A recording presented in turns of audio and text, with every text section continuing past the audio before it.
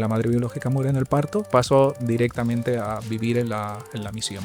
Yo soy adoptado por una familia en matrimonio de Valencia en el mismo 1982. Yo siempre digo IQ porque los aruacos no se llaman a sí mismos aruacos, eso fue también una cuestión española. Hay una anécdota que siempre la cuento y es la idea de tropezarme por primera vez con una nevera y estar delante de la nevera y hacer esto. Sí, estaba súper claro que eras un niño colombiano. Soy indígena, que es la clave de todo. Por aquel entonces lo único que tienes acceso es a la biblioteca de tu pueblo, a la biblioteca municipal, ir y buscar indígenas, Colombia y a ver qué sale. Entonces lo único que, como las únicas fotos que vi salir por allí fueron de guajiros. Entonces dije yo será. Mi reacción más que de indagar es de identidad. Es decir, ya sé lo que soy. En el 2008, que hago el primer viaje de vuelta, la primera vez en 26 años, tu respuesta a muchas de las situaciones que tuviste en la sierra, lo único que dicen quién eres tú esencialmente. Listo, la claqueta. No hay banderas en Marte, Sendwave toma 1. Este episodio llega a ustedes gracias a Sendwave, una plataforma para enviar dinero desde Estados Unidos y Europa a diferentes países de Latinoamérica como Colombia. Si tú eres uno de esos latinos que apoya a su familia desde el exterior, te invitamos a que descargues la app de Sendwave. Usando el código NHBM en tu primer envío recibirás $10 de regalo y al mismo tiempo apoyas el sostenimiento de este podcast. Gracias por estar aquí y por permitirnos acompañarte con nuestras historias. Corta. El monto mínimo que debes enviar para hacer efectivo el beneficio es de $10 estadounidenses o 10 euros. Actividad válida hasta el 4 de febrero de 2026. Hola, hola, bienvenidos a un nuevo episodio de No hay banderas en Marte. El episodio del día de hoy hace parte de nuestra serie Historias Asombrosas. A Luis Francisco, el invitado del día de hoy, nosotros lo conocimos en el viaje que hicimos la última vez a la sierra. Nosotros documentamos como toda esta travesía en nuestras redes sociales, en Instagram. Quienes nos ven y nos siguen por ahí, pues creo que saben de lo que estamos hablando, que íbamos como contando un poco de toda esta experiencia que vivimos. Pues resulta que en medio de este viaje nos sorprendió, a Alejo y a mí, que como que veíamos a alguien y lo escuchábamos de repente hablando con acento español. Estaba de noche y yo escuché, en el viaje íbamos con unas chicas de Estados Unidos, una chica de Inglaterra, y escuché a alguien hablando inglés con acento británico. Y dije, no, porque no lo ubico, ¿de dónde salió? Y luego el mismo tono de voz con acento español, españoletti. Y luego le pusimos cara a esa voz y decíamos, pero como que no nos concuerda el audio con el video. Entonces ahí empezamos a indagar en esta historia que ustedes van a ir descubriendo a lo largo de este episodio. Es fascinante, fascinante. Increíble. Luis, gracias por aceptar esta invitación. Bueno, muchas gracias a vosotros dos también. Sí, es cierto, nos conocimos en Seikun una noche, una vez casi apenas aterrizados, ¿no? Pasaron unos meses para poder como juntarnos y hacer que esto pasara. Luis está recién llegado a Bogotá, hace un par de semanas, con el frío capitalino y después de estar un tiempo en la sierra con toda la descarga de la ciudad. A mí me parece que sería chévere como lo hacemos de costumbre y empecemos como por el principio. Luis, tú, ¿dónde naces? ¿Por qué ese acento que tienes? Y ahí se va desarrollando la historia. Yo nazco el 16 de noviembre de 1978. Es importante decirlo porque eso va a determinar un poco el hilo de la historia. Decir que en aquel entonces todavía estaba asentado en el lugar donde nací, hoy capital, siempre ha sido capital reconocida por aquel. Pero en aquel momento Nabusimaque, San Sebastián de Rábago, todavía conservaba su nombre antiguo. Estaba gestionado por la misión capuchina. Es muy importante decir que esa misión capuchina está allí desde principios del siglo XX. Perdón, Luis, yo voy a hacer una claridad ahí de varios asuntos. Nabusimaque, como lo dice Luis, es la capital de la comunidad indígena Aruaca. Nabusimaque queda más o menos a 6 horas, podríamos decir, si algo me corriges, Luis, si no estoy siendo lo suficientemente precisa, 6 horas de Valledupar. Sí, el viaje a Trompicones, uno Sí. llega allí 6 horas después. Por carro, pero la carretera es bastante pesada, o sea, creo que uno no puede ir a más de 20 o 30 kilómetros porque los cráteres son adultos. Pero una vez uno como que hace todo este camino, se encuentra pues con un lugar muy espectacular, unos prados hermosos, unas casas antiguas, un pueblo muy bien conservado, y este es el lugar que nos está describiendo Luis. Luego quiero hacer otra precisión ahí, es la misión capuchina. Cuéntanos un poquito con más detalle, Luis, ¿qué es la misión capuchina? La misión capuchina se establece en 1914, 1916. Bueno, por aquel entonces hay un personaje mítico dentro de la cultura y viene a ser mi tatarabuelo, viene a ser el forjador de un linaje, Duani Villafaña. Persona respetada absolutamente. Creo que, bueno, todavía hay un hijo suyo vivo, imaginaos, si tuvo parentela, si tuvo Amado Villafaña, Tehue, nuestro tío, que es documentalista. No sé si habréis oído hablar de él.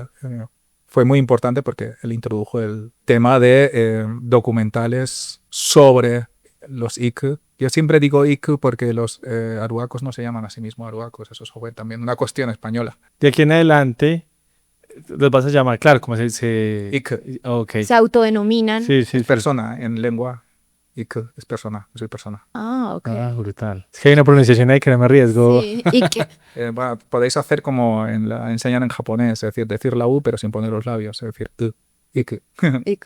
Bueno, Duane Villafaña viene a la petición esta en mejorar las condiciones educativas del pueblo indígena para regularlas conforme el resto de la población. Merecen lo mismo. ¿Qué ocurre? La respuesta es que les envían curas y se instala allí la misión capuchina. Con el tiempo empiezan a liderar el lugar y tienen una política personal de destrucción del carácter de las diversas etnias que habitan allí en la Sierra Nevada.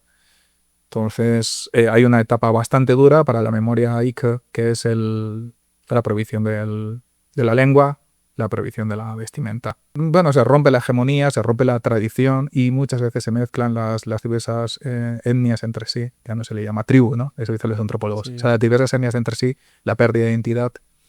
Y se les da un énfasis bastante grande a que se convierta en el catolicismo. De suerte que así es como acaba habiendo un pequeño sincretismo por aquí y por allá. Entonces, la importancia de la misión está en que durante mucho tiempo va a gobernar la vida de todos los que viven por ahí, por Nabu Simaque, y es donde encontraríais probablemente la gente como es más cercana, quizá es distinta que en Seikun, y si fueseis a Mabancana o lugares así, es mucho más tradicional. Siseikun es como un lugar de encuentro de las comunidades que se siente muy autóctono, que todavía uno, pues que va de afuera, puede sentir e identificar que es demasiado tradicional, pero en Nabu Simaque, que es mucho más grande, uno logra ver que hay personas que ya visten como nosotros, que ya tienen otras prácticas, como que sí hay una mezcla ahí bien particular. Sí, es diferente, se siente en el ambiente. Esto lo enlazábamos con la idea de cuando yo nací en el 78, todavía existía la misión capuchina. Luis, eran directamente españoles en su mayoría. Españoles y valencianos en su mayoría. Particularmente valencianos. Particularmente Sí. valencianos. Curas. Ok, Es más, había también de las terciarias, de las monjas, que son de inclinación también franciscana. Digo que es muy importante porque mis primeros recuerdos son de la misión capuchina. Yo tengo recuerdos. Siguiendo el hilo de tu pregunta, en corto, yo soy adoptado por una familia en matrimonio de Valencia en el mismo 1982. Es decir, que tenías 4 años. No había cumplido los 4 años. De hecho, se pensaba, como os decía, que iba a llegar un año antes. La cosa se dilató un poco más. Pero llegó el 9 de octubre de 1982 a Valencia. Luis, una pregunta ahí importante. Cuando a ti te entregan en adopción, ¿eso se debía a qué? ¿A que querían mejorarte las condiciones de vida? ¿A que te querían dar como una mejor educación? ¿A que tus padres no estaban en capacidad pues de hacerse cargo de ti? ¿Cuál era como como el argumento Que los capuchinos... que justificaba esta adopción, y entonces entiendo que fueron los capuchinos quienes hicieron el puente para que la adopción pues se diera. Es compleja esta historia, pero tiene una buena resolución en el sentido de que a día de hoy historia es historia. En esto no quisiera tocar ningún elemento que pudiese indisponer a nadie. Yo creo que la vida que he tenido ha sido la que he tenido, pero en aquel momento yo soy, dentro de una franja de hermanos, yo soy el último. El menor. El menor. La madre muere en el parto. Tu madre. La madre biológica muere en el parto y paso directamente a vivir en la misión. Y esos son los recuerdos que tú dices que tienes. Ahí arrancamos. Tengo dos pilares importantes aquí en el puente, en aquel momento, que se van a convertir en las figuras paternales. Uno es un cura que vive valenciano, el padre Antonio Nacher. Otra es una monja, la hermana Jael Correa, colombiana. Entonces, yo antes, no sé dónde están, desaparecieron de mi mano. Tenía cintas de mi madrina hablando de cómo había sido mi infancia. Había aprendido, cuando las primeras palabras las dije en la misión, los primeros palazos a los guayabos los daba allí, no me parece por qué. Entonces, mi primera vida es allí en la misión, independientemente de la primera nodriza que encuentran, e independientemente después, antes de viajar a España, estoy en una casa de puente, por así decirlo. De paso, que llamamos acá. Sí, una casa de paso, totalmente de paso. Luis, ¿y tú recuerdas ese viaje a España? O sea, tú tienes como memoria de tú montándote a un avión y diciendo para dónde vamos. O sea, no sé, es que me genera mucha curiosidad cómo es ese contacto con quienes ya van a ser parte de tu vida de forma permanente. O sea, de repente te entregan a dos personas. Ajá, sí. Y como qué recuerdos tienes tú de ese momento. Sí, me acuerdo. Por lo que me preguntas, en el viaje yo recuerdo muchas cosas. Yo recuerdo si no sufría la burocracia, sí que sufría los pasos y tener que ir, porque en aquel momento, en el 82, como decimos, finaliza la hegemonía, el poder de los capuchinos. Los echan directamente. Vamos a una acción ya directamente que, bueno, adiós, firmen ustedes y váyanse. Mi padrino es una de las personas que son capitales en aquel proceso y se tiene que ir antes. Y era mi figura paterna, para mí era mi padre, en esa sensación que tenía yo. Entonces se fue antes que yo y más tarde viajé yo con otro cura valenciano para España. Yo lo que recuerdo es mucho tiempo con él en Valledupar y de aquí para allá. Entonces era una cuestión de no sufrir la burocracia en el sentido de hacerla, pero sí sufrirla en un medio que a mí me resultaba muy violento. El viaje en el avión, a ver, yo recuerdo cuando estaba en el avión. Yo me acuerdo cuando estaba en el avión porque me daban ganas de mear y no me atrevía a decirlo.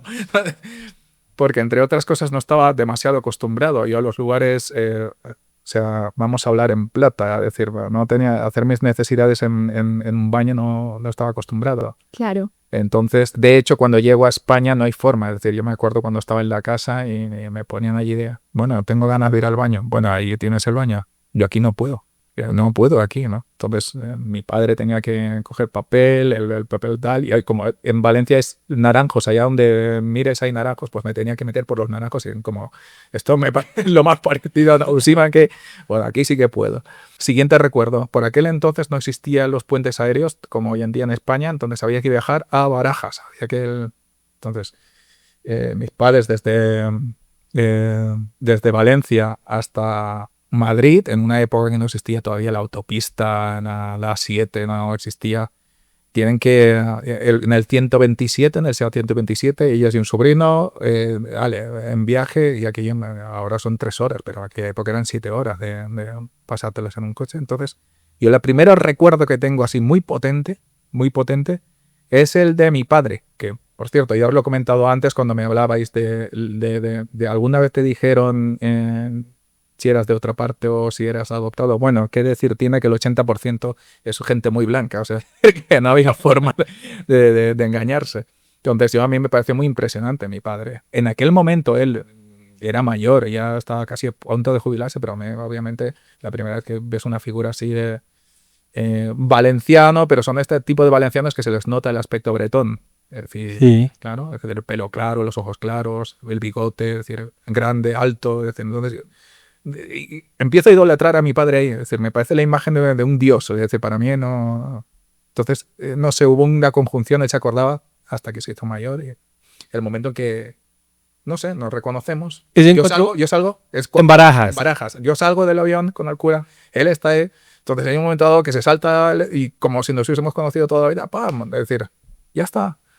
De hecho, durante las siguientes semanas no me separo de él para consternación de mi madre. ¿Cómo es tu infancia? O sea, ya hablemos un poquito cómo llegaste, pero cómo creces. Entiendo que tus padres pues no tenían más hijos, No. no lo contaste pues anteriormente. Entonces como que llegaste a ser también el centro de atención de una familia Absoluto. que me imagino yo que cuando uno decide adoptar un niño, pues es que tiene un deseo también muy latente de cuidar a alguien, de entregarle su tiempo, su cariño. ¿Cómo fue esa relación con ellos y cómo se desarrolló tu infancia, la entrada al colegio? Si tuviese que decir cómo eran mis padres y mi relación de infancia, diría maravilloso, maravilloso. Pero me gustaría entrar un poco en esa dinámica de cómo una persona que no ha tenido figuras paternas estrictamente, porque no las ha tenido, y el cura se encargaba de hacer un puente, pero él no se daba cuenta hasta qué punto era importante para un niño. Tener es decir, esa componente que de fallar se nota mucho, pero cuando la tenemos no se nota. Oye, yo tuve mi padre y mi madre, estuvieron conmigo, no ocurre nada. Cuando no se tiene esas figuras en esas primeras edades, parece ser que sí que queda un residuo hasta que tengo 3 años y medio, bueno, 4, así, la certeza de que voy a poder decir padre y madre y eso no va a cambiar nunca hasta que el destino nos separa a todos, ¿no? No puedo evitar este episodio. Yo en Nabusimake, cuando se acaba la nodriza, bueno, antes de llegar, voy a una casa de una señora y lo paso mal. Tengo una especie de profundo odio todavía hoy en día cuando recuerdo aquello, incluso cuando no tengo muchos recuerdos claves. Es el lugar de paso que mencionamos anteriormente. Es ese mismo. Sí, es un lugar duro donde sí que recuerdo haber pasado mucha hambre. Tenían hijos y los hijos lo pasaban mal, pero a su vez esto es la jerarquía, ¿no? Como hacen los monos, ¿no? Es decir, para yo estar más tranquilo voy a joderle la vida al que hay abajo, ¿no? Lo pasé muy mal y se me quedó muy, muy grabado. Muchas veces los niños, no sé si eso es general en Colombia, pero allí yo lo he visto entre los indígenas y no sé si tanto los campesinos, pero los niños cuando van a recibir un castigo como que se ponen así. Y cuando yo llegué a España lo hacía y mucha gente decía, qué gracioso, mira, qué vergonzoso que es. Y yo hoy día me he dado cuenta que no es así. Simplemente estás esperando el castigo, esperando a que te den. ¿De acuerdo? Y yo no lloraba. La idea, el estigma que tenía yo era, no puedo llorar. Y se lo decía a mi madre, no voy a llorar. No voy a llorar, pégame, no lloraré. Bueno, y la idea era, ¿por qué? Mi madre esperaba un bebé, es decir, necesitaba algo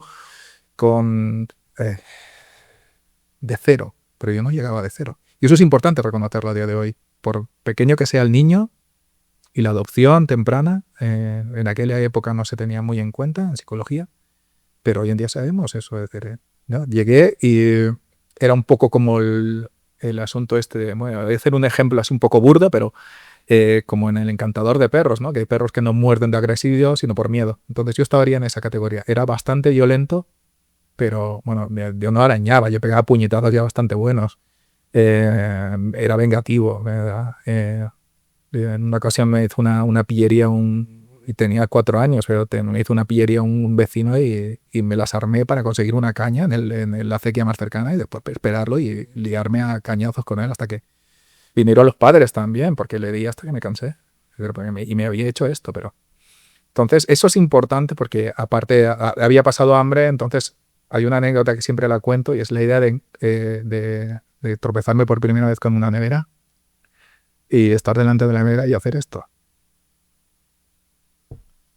Y al rato volvía. Entonces, la idea era, hay comida dentro. ¿No? Y yo le decía a mi madre, ¿y esta comida es mía? Sí, claro, es tuya, pero bueno, tú cuando quieras algo me lo dices y lo cocinamos. Y volvía a hacerlo, Y a veces que me llevaba comida y me la guardaba por ahí. Tampoco me fiaba todavía. Es decir, entonces, Al final mi madre encontraba comida por ahí aguardada debajo de la cama o de una mesa o entre... Y es paciencia, pero bueno, al principio incluso cogía carne cruda y me la echaba y hola, bla, bla, bla, bla. Y estaba enfermo del estómago por el hecho de mi madre decía, pero la comida es tuya, si tú quieres comer, comes. Y se hace, pero bueno, tranquilidad. Pero son, lo que decimos, son cosas que me habían quedado de la casa de paso. Es decir, y cosas que en ese sentido marcarían y sentarían una base de mi personalidad. Muy profunda. Y ahora me doy cuenta de cuán profunda. En cuanto a la intervención de mis padres, de Matías y de Rosa, es que fue espectacular en el sentido de la acogida. ¿Y qué hacían ellos, Luis? ¿Qué profesión tenían? ¿El papá, la mamá era ama de casa? ¿Cómo funcionaba? No, siempre habían estado muy a la par en cuanto a ideas, concepciones y negocios. Entonces yo cuando llegué, y esto está bien interesante decir, yo cuando llegué tenían una paquetería, perfumería. Tenían el negocio allí, en la parte delantera de la casa.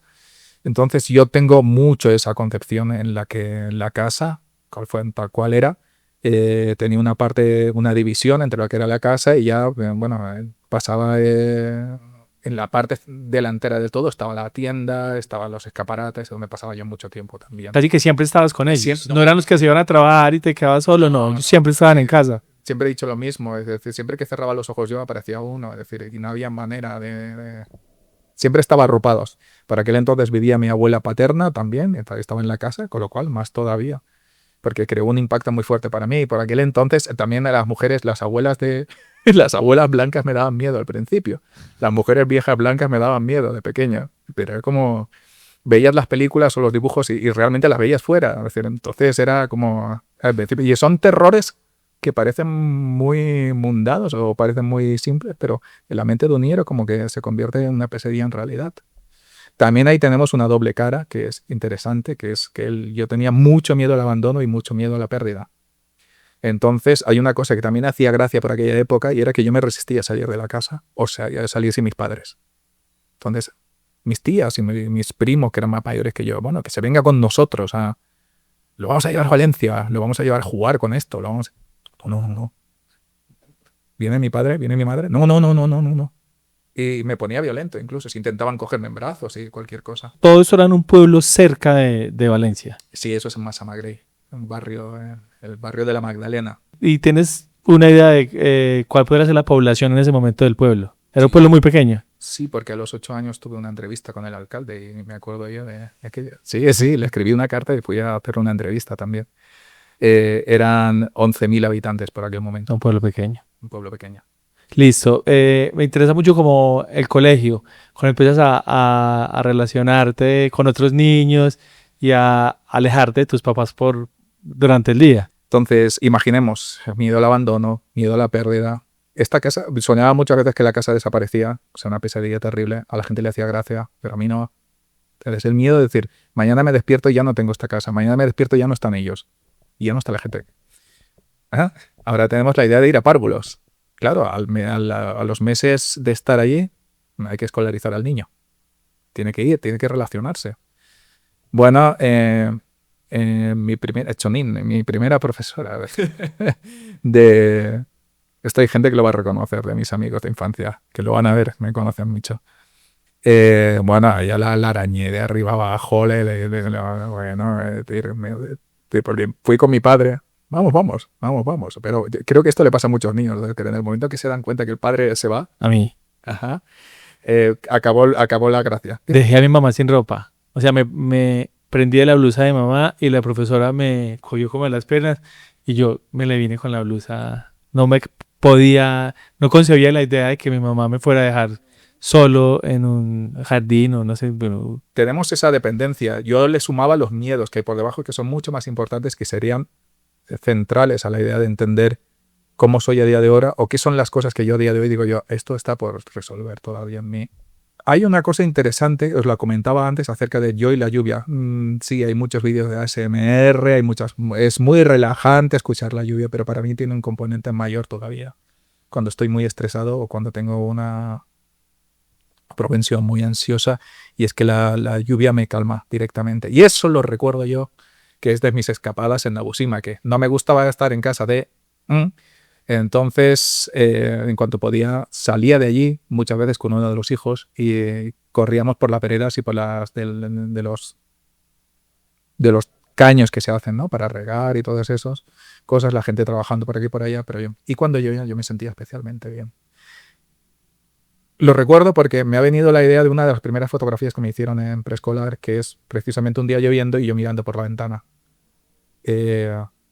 Allí, de repente, y es alguien con el que he entrado en contacto no hace mucho con él, he recuperado contacto con él, fue uno de mis primeros amigos y no solamente tengo el soporte de una familia. Bueno, ya hemos dicho antes, ¿qué es el soporte de una familia? Bueno, hay un momento dado que hay gente cercana y otra gente con la que no va a ser tan cercana porque todas las familias son así.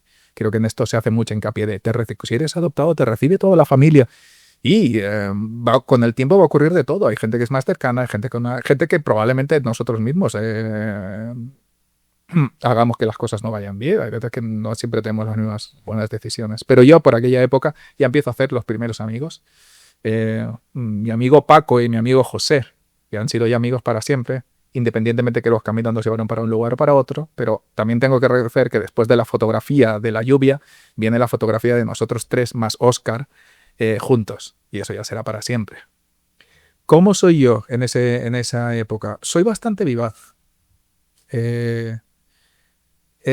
También niños como yo, España ni indígenas, ni de lo que quieras. Es decir, En ese momento, en ese momento no había más latinos. Eran niños españoles. eran niños españoles, así que el pelirrojo y yo nos llevábamos todas. Y fue así, ¿no? Es decir, y menos todavía cuando la gente es indígena en ese sentido. Es decir, ¿qué es un indígena? Es decir, Perdón, te hago una pregunta ahí. ¿Tú en qué momento dices es que yo soy un indígena? Pues como en qué momento caes en cuenta de que tú eres un indígena, porque no sé si de pronto uno a los 3 años. no, el mayor shock que se podía llevar uno estando al lado de los curas, que eran blancos, ¿no? Y yo empiezo a interrogarme a los 13, 14 años. En 14 años es donde empiezo a dar. Los niños somos como los japoneses, los Ika. Es decir, empezamos a crecer tarde, es decir, hasta un cierto momento no es como igual que los japoneses, que en un momento dado se vuelven viejos. Entonces yo a los 13, 14 años es el momento en que me planteo, ¿qué ocurre? No tenemos internet. ¿Qué ocurre? Segunda parte de la historia, el cura, la monja, no quieren soterrar esa idea. No tienes que pensar que eres indígena, no tienes que pensar, no, esas son cosas. Eso hace siglos que ya se acabó, eso. Entonces, yo no tengo ninguna idea. Ni mis padres sabían precisamente porque eso estaba ocultado. Sí, estaba súper claro que eras un niño colombiano, pero no. Soy indígena, que es la clave de todo. Ajá. Entonces, por aquel entonces, lo único que tienes acceso es a la biblioteca de tu pueblo, a la biblioteca municipal, ir y buscar indígenas, Colombia y a ver qué sale. Entonces, como las únicas fotos que vi salir por allí fueron de guajiros. Entonces dije yo, será guajiros. Entonces no era tan fácil encontrar sobre los Ika. Y ahí es como pasa un tiempo hasta que no entro en contacto con la familia biológica. Ahí es donde se me queda la cosa nublada. No es hasta pocos años después, ya sobre el 96, donde ya empieza a surgir la idea. Pero como os dije, no es hasta el 2003 cuando esa idea es ya palpable y clara. Es decir, cuando conozco ya a un familiar, a un primo, y él sí que establece eso. Entonces, yo estoy surcando, navegando, la gente le llama la atención, por supuesto, la forma de crecer, la forma de cambiar es absolutamente distinta. O sea, la gente empieza a ver gente que llega de Ecuador, de Bolivia, pero te miran y no ven eso, ¿no? Dicen, no, tú eres algo distinto, ¿no? ¿Qué eres, no? Es decir, hay gente que pregunta de una manera, que pregunta de la otra. Hay que tener en cuenta, como os decía yo, no obviemos ese paso, que yo me convierto en catalanohablante prácticamente 4 meses después de llegar a España, con lo cual añadimos un factor más de extrañeza en mucha gente. Eras indígena con un catalán perfecto. Ajá, es decir, yo aprendí a decir taronche y botifarra y a partir de ahí me largué y ya nunca volví al castellano como lengua de puente base, es decir, como la lengua familiar, el catalán, y como lengua escrita. Ahora mismo muchas veces me verás mirando algún lugar o tomándome un café y estaré pensando en catalán porque es mi lengua. Eso vale la pena aclarar porque muchos seguramente hay una discusión política que ahorita hablamos y es que los valencianos o algunos valencianos dicen que no hablan catalán sino valenciano Claro. y los catalanes dicen que, bueno. Pero lo importante está en que yo tengo mi propia lengua. Entonces, en muchos lugares lo que va a resultar es la idea interesante de decir, ¿y tú por qué hablas en catalán? ¿O tú por qué hablas en valenciano? Es decir, ¿qué ha ocurrido ahí? ¿Cuándo lo aprendiste? Es decir, claro, es buenísimo decir, ¿lo aprendiste para...? No, lo siento, es lo único es lo que hablo durante todo el tiempo. Es más, hablo la modalidad de Valencia. No la modalidad de Valencia, sino la modalidad del Horta, de ahí, de la huerta. Y encima, como mi padre era bastante mayor, hablo a la manera antigua. Es decir, muchas de las formas que tengo yo de hablar catalán ya no se habla así. Mucha gente dice, ya se ha perdido ese punto tan bueno que tenía de antiguo. Además, me encanta, me encanta. O sea, yo no voy a cambiar esa forma de hablar nunca. Y eso añade extrañeza en la gente, pero también y añade preguntas que yo no podía responder. Como digo, hasta el 96 no entro en contacto con la base que me digan, ya me indican hacia dónde. Y ya en el 2003, que es digamos, el momento más, para mí, es trascendental cuando conozco a Basilio. Luis, pero todas esas dudas que empezaron a salir en la adolescencia, aparte de ir a la biblioteca, como tratar de investigar más con la monja, con el cura, con tus papás, como deme más información, o cuando sea grande voy a ir definitivamente a Colombia, o no, la curiosidad no era tan grande. La curiosidad no era tan, a pesar de que, y esto también lo tengo que decir porque es un episodio que esto lo sabe mucha gente y esto sigue siendo una realidad a día de hoy. Lamentablemente es un aviso también para aquellas personas que adopten o que... hay que cargar con una cosa, vivimos una sociedad. La vida es dura, la vida es... no tiene piedad, la vida merece la pena. Claro que merece la pena vivirla. Pero yo cuando llego a partir de segundo o tercer año voy al colegio de curas franciscanos, la Magdalena, y allí empiezo a ver el tema de abuso escolar. Sí, sí, abuso escolar y lo voy a ir... Después me cambian a un colegio público, sigue ahí. Es una cuestión de que me duró mucho y me marcó mucho. Cuando te refieres a abuso escolar, como que prácticas... Bullying. Sí, todo lo que se llama hoy en día bullying, sí. pero el peor es el psicológico. Es decir, cuando hay gente que es especialmente violenta o hay gente que es especialmente capaz de generar un daño, porque entre otras cosas se aprende donde se aprende, eso también lo descubrí yo. Los que eran peores sabías dónde retrasar esa historia en las casas. Y se trata de una marginación. Yo no suelo hablar de racismo, suelo hablar de marginación. Depende de quién seas y cómo seas, así te van a tratar muchas veces. Entonces, sí, pero lo peor es lo psicológico. Yo creo que es al suelo de tratar de encajar, del abandono, de la pérdida, se le suma el de la inseguridad. Porque yo empiezo a copiar la personalidad de mi madre y entonces lo que no entiendo es cómo puede suceder eso. Entonces, como que intento incluso hasta dialogar con la gente que es jodida conmigo. Es mala idea, porque entonces eres más vulnerable. Entonces, lo vivo de forma que bueno, marca mucho mi personalidad, marca mucho cómo después gestionaré cuando la gente está tratando de abusar de mí. Hay un momento dado que empiezo a defenderme. No es mi naturaleza, como decimos, como a los 3 o 4 años, estoy más asustado pero hay un momento dado que empiezo a defenderme.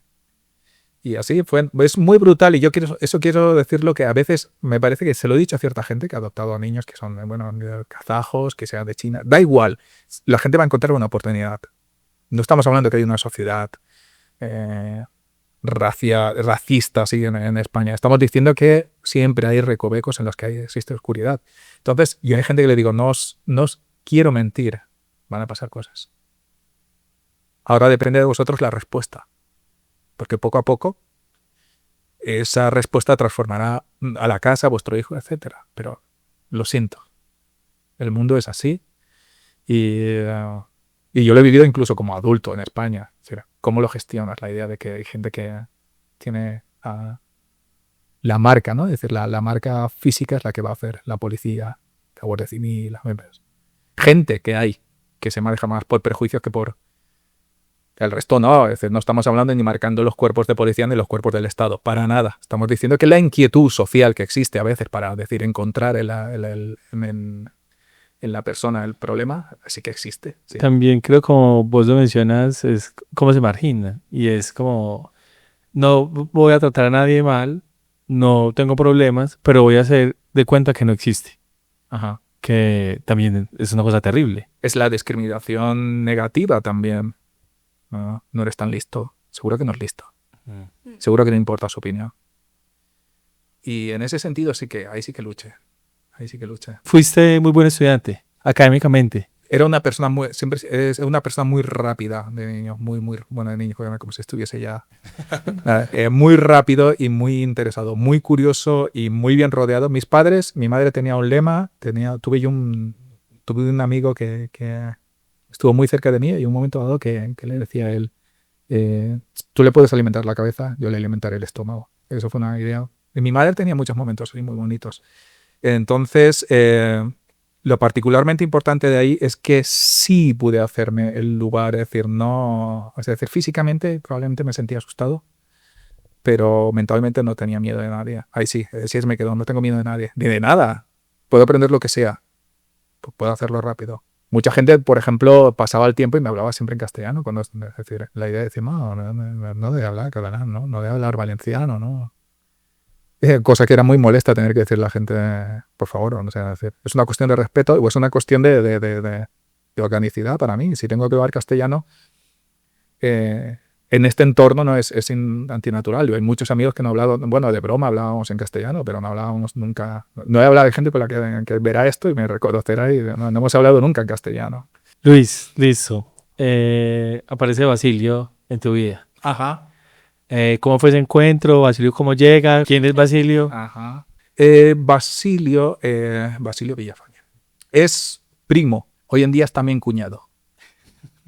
Está casado con una hermana. De pequeño tuvo un accidente bastante importante en su mano. Y en un momento dado, en una colaboración, vamos a hacerlo corto porque tampoco puedo dar muchos detalles de ahí, porque no lo sé, más que nada. Acaba en España, en Sevilla, donde es operado para tratar de reconstruir lo máximo posible que se pueda. Fue un accidente. Un accidente en la mano. Bueno, la idea está en que en ese tiempo que está allí le dan el teléfono mío de la casa, porque yo había tenido algunos contactos con la familia. O sea, tú antes ya habías logrado como... Sí, pero es un contacto irregular. Pero ¿cómo lograron ubicarte en ese momento? Por los curas, supongo. Por los curas, el cura pasaba, era informante el cura. O sea que en cierta manera él le decía a la gente, bueno, si lo dejáis tranquilo, yo os informo de algunas cosas, pero dejadlo tranquilo, si él decide en algún momento dado dar el paso. Entonces él viene con el teléfono y con la dirección, pero viene con el teléfono.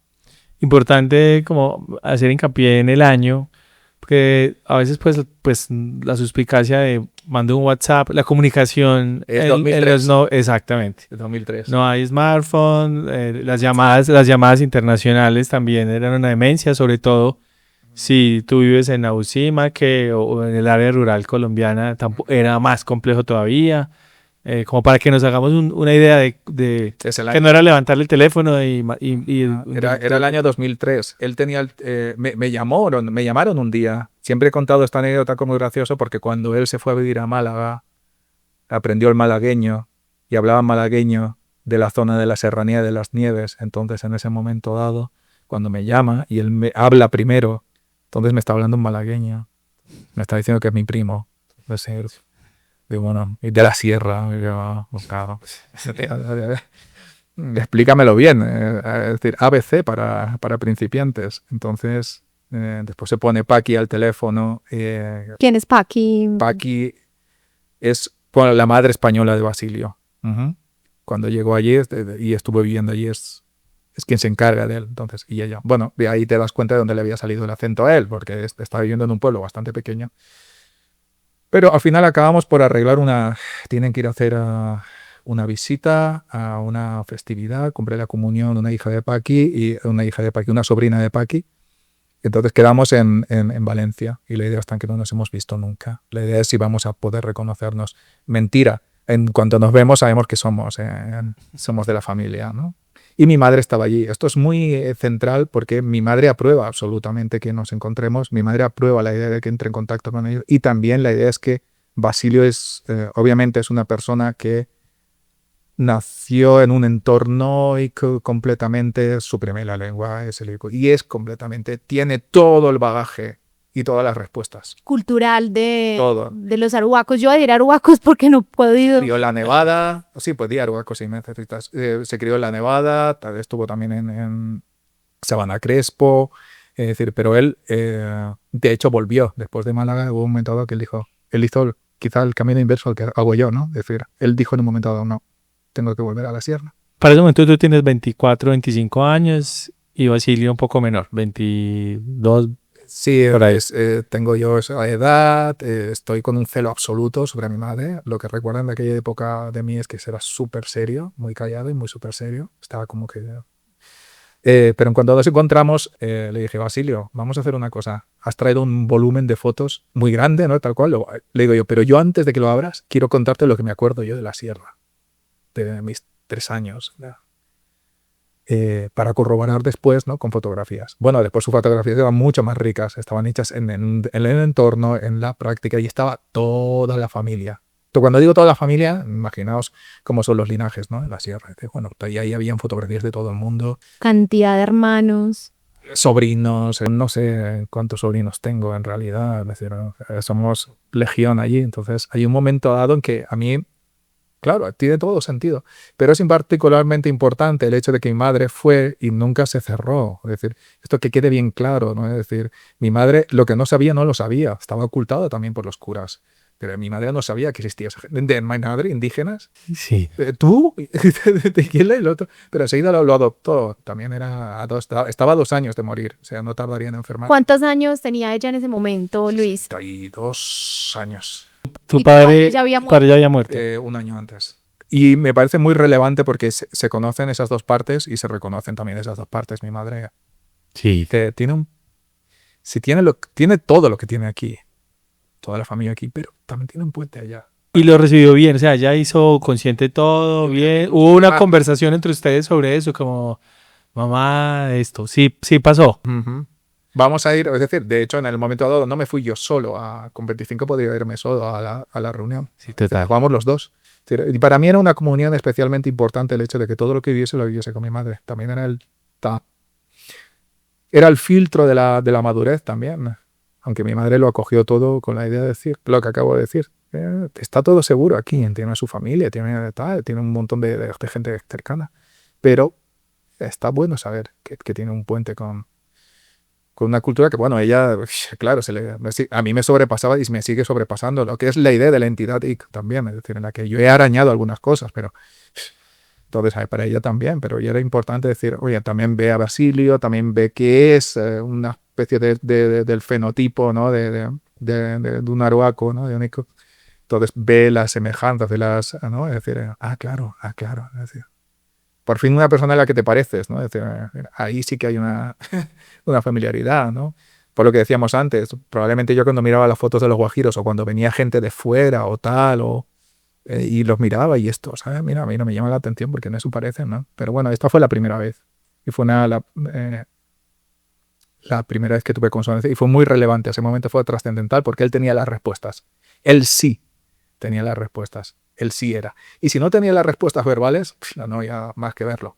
Y ahí entonces, Luis, a ti se te despierta como también una necesidad de indagar más, o cómo es tu reacción en ese momento. Mi reacción más que de indagar es de identidad.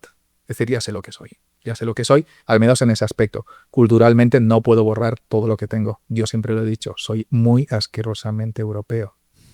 Mis padres eran mucho más regionales. Mi madre era aragonesa, de Teruel. Esa mujer había pasado la posguerra. Esa mujer era una mujer de cosas concretas y de sueños destruidos por la guerra. Mi padre era una persona de Valencia con un castellano no muy bueno.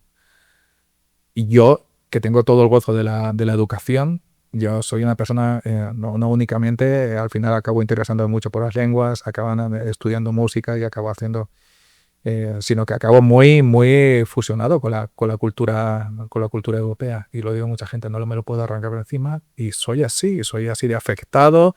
Nos gustan las ruinas romanas, nos gustan las cosas hechas por el suelo, las novelas de Stephen Zweig y el amor y la muerte y la poesía romántica de Inglaterra. Entonces, soy así, entonces eso ha calado mucho en mí. Pero sí, es la idea de una identidad ya, de decir, ya sé por dónde iba esta pregunta. Tiene una respuesta hacia allá. ¿Cuán profunda es esa respuesta? Uf. Y una buena relación con Basilio, o sea, aparte de todas las respuestas que te empezó a dar, hicieron buena onda, una amistad chévere, bacano, compartieron Sí, un no, tiempo. por aquel entonces es que no era tan fácil hablarse, encontrarse los momentos para hablarse por teléfono. Mi madre empezaba a estar enferma, etcétera. Y lo que sí que ocurre es que nos escribimos por correos. Por aquel entonces yo era como, en esa época de la facultad, ¿no? Madre mía, yo era como muy serio, y había muchas veces que le escribía como muy profundo. Lo recuerdo porque la última vez que lo vi yo en Seikun, él me lo dijo. Pero sí, a partir de entonces, de hecho, en el 2008, que hago el primer viaje de vuelta, la primera vez en 26 años, donde vamos es a Sobromea, donde vive él. Entonces ha sido una de las caras más visibles de la familia para mí. O sea, Luis, que pasaron 5 años entre la vez que te encontraste con Basilio hasta que realmente como que dices, voy a visitar ese lugar del que esta persona me está diciendo que yo soy. Ajá, sí. ¿Y viniste solo? No, fui con Paqui. Fuimos los dos desde Málaga. Esta sí es la primera vez en la que vamos a Sobrome. Ya la ruta prepara para que el cambio sea completo. Vosotros habéis vivido esa sensación entre el cambio entre una Colombia mucho más mestiza a una indígena. Voy a hacer una claridad ahí en lo que nos está contando Luis, y es que la ciudad más cercana a Seikun, como a estos asentamientos indígenas que hacen parte de la Sierra Nevada, la ciudad más cercana es Valledupar. Entonces hay una experiencia que es la que nos está narrando Luis, y es un poco como que estás en una ciudad donde hay movimiento y de repente te vas como alejando y vas entrando como a una parte más campesina, más rural, pero de repente no empiezas a ver nada y te vas como sumergiendo en la selva, prácticamente podríamos decir, como, o sea, como que dices, acá no va a haber, no vas a encontrar nada. Efectivamente. Y vas, y son kilómetros, kilómetros, kilómetros donde no hay nada, selva, selva, selva, y de repente te encuentras ahí un lugar donde hay una comunidad que vive. Entonces eso resulta, pues, para ser la primera vez, y más tú viniendo pues de España, ya grande, con toda la información que tratabas un poco como de hilar en la cabeza. O sea, sí, para uno, Alejandro y yo lo hemos conversado mucho, si para nosotros ir a la sierra y tener ese contacto con esas comunidades resulta siendo como demasiado impactante. O sea, volver a la ciudad después de estar unos buenos días allá es como un cambio que se siente. O sea, como que es otro ritmo, como que es otro paisaje. Y ahora, pues, para ti, con lo que ibas a encontrarte, sabiendo que era también parte de una historia tuya que habías dejado hace muchos años, pues creo que es un viaje emocional también muy, muy fuerte. Y yo hago mucho hincapié en los temas del momento histórico, porque ahorita antes de empezar a grabar estuvimos hablando si en los 80s, 90s seguramente alguien le decía aruacos a la mayoría de los colombianos, no tenían ni idea de lo que estaban hablando. Creo que también es una cosa que de pronto hoy más gente tiene ideas, se ha interesado, hay más información alrededor, también hay como una onda alrededor de las formas indígenas que ha calado más en la sociedad occidental o más blanca. Como que para nosotros en ese momento histórico, pues yo digo para nosotros, yo no había nacido, pero era como, porque incluso me tocó en mi infancia muy pequeña, era como indígenas y todos son indígenas, pero no existían como para nosotros en la ciudad como esta división, estos son arhuacos, estos son cancuamos. Sí, obviamente en el colegio le decían a uno como estos son los caribes, como en los caribes están los cancuamos, la verdad, pero en realidad no había un interés tan grande como lo hay hoy, que tampoco creo que sea la mayoría de la población que lo tenga claro. Entonces, supongo que para vos era totalmente cero. Sí, porque nosotros antes de subir a la parte alta de la sierra hacemos el primer trabajo espiritual que es el permiso. O sea, tú nos estás contando cómo fue lo primero que hiciste Claro. en ese La 2008. idea, la idea está cuando vuelvo a encontrarme con Basilio y la casa que tienen en Valledupar. Entonces yo lo primero que veo, es decir, cuando llegamos, lo primero que me encuentro es que estaba Basilio, pero esta vez lo veo vestido con la manta Tradicional. tradicional. Y al lado está mi hermana Herminia también. Y están los niños. Las niñas con el primer vestido que se ponen, la mantita esta que les llevan de la época, que son pequeñitos. Entonces, es la primera imagen que es la primera. Porque en Entonces, España tú habías visto a Basilio, pero con ropa... de civil, como dices. Claro. Es el primer shock. Ahora viene la convivencia para generar la familiaridad, porque la gente puede sentirse bien, pero no mostrarlo directamente. Por eso se hablaba yo de la cultura japonesa como una cosa que había que poner así, ¿no? A la par. Pero tengo una pregunta, Luis. ¿Vos te considerabas para ese momento una persona extrovertida, No, introvertida? yo creo que mucha de la gente que esté escuchando esto y me vea se va a sorprender de que esté hablando tanto. Especialmente la gente de Seikun y mis sobrinos de por allí me dijeron, no podemos creer que tiendo a hablar poco. Sobre todo en los últimos años, tiendo a hablar poco. Entonces no era extrovertido. Diría que hay una marca general, extrovertidos entre los Ikko. Gente muy... Hay, pero es lo más natural es que la gente sea introvertida. Para bien y para mal, pero lo sienten todo. Para bien y para mal en el sentido de cuando una cultura tiende a buscar que son los sentimientos, la expresión de los sentimientos hay que saber medirlos. Está bien no ser impulsivo, pero podría ser que eso se despierte por otro lugar. Hablo por mí también, en ese sentido. La expresión natural de decir, si usted está triste, llore. Si a usted le duele, grite. Si usted está enfadado, exprese. Eso ligado a lo que has dicho tú. Llevo allí no siendo, hace para mí nada, que ha muerto mi madre. Mi padre ha muerto. No tengo la cobertura emocional que yo tenía. Y sigo muy desconfiado. No llego expresivo. Conozco allí muchos de los primos y mucha de la gente que después he reencontrado en Seikun. Muchos de los sobrinos eran muy niños en aquel momento dado. Y como antes de subir tenemos que hacer el trabajo para pedir permiso. Yo obviamente estaba nuestro primo Cándido haciendo el trabajo, Basilio traduciendo. Ni idea, yo no era un zumbido para mí oír hablar en Ikko. Casi que ni el castellano con acento latino lo entendías bien. Claro, sobre todo en el costeño cuando llegué. Pues, exactamente. Ya con los taxistas, aquello era...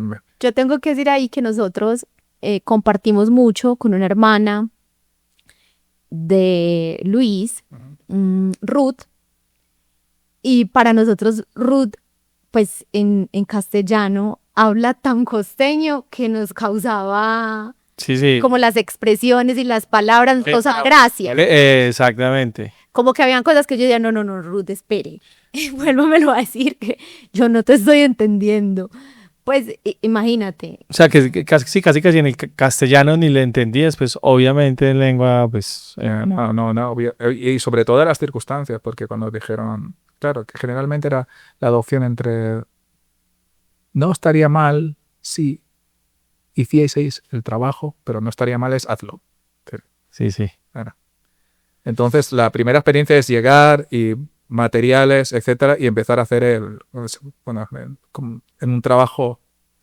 La idea está en que uno está en manos de la gestión del mamo y quien oficia. Entonces, si el mamo lo decide o si la situación lo decide, despertaos, hay que venir. Entonces, en cualquier para arriba, ahora no, descansa, no otra vez, ¿no? Entonces, eso sucede.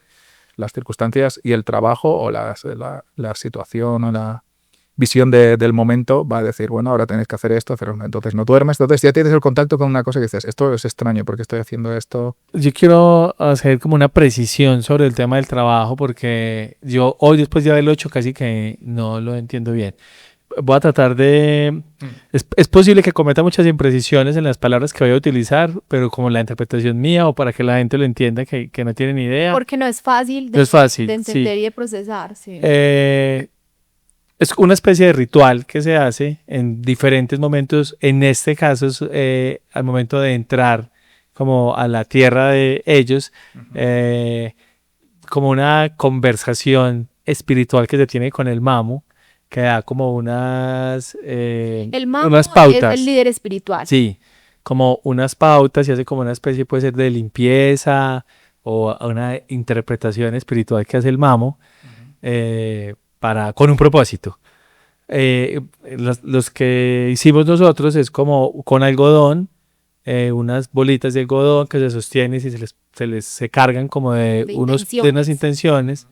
Y bueno, es más o menos, es muy, muy por encima. Pero yo quisiera de pronto un poco la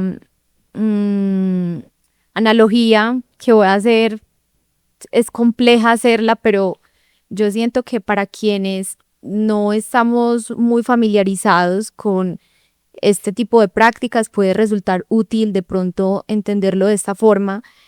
Y, por ejemplo, para una persona como Luis, que estaba completamente desconectado de estas formas y de estos rituales, es como que trajéramos a alguien de Japón a decirle, no, es que nosotros cada que vamos a entrar a una iglesia nos damos la bendición. Y va a decir, ¿pero qué es la bendición? Hostia, nos van a dar el Nosotros cuerpo nos van de a dar el Cristo cuerpo de en Cristo. una oblea. Y básicamente es como, ahí hay como también como una mitología, como unas formas que desde la razón son difíciles de entender y que sobre todo cuando ya uno está grande y no ha tenido como el contacto con ellas, que uno como que dice, pero no le encuentra como sentido, ¿cierto? Como que a veces parecieran un poco incoherentes para quien no está muy conectado con eso.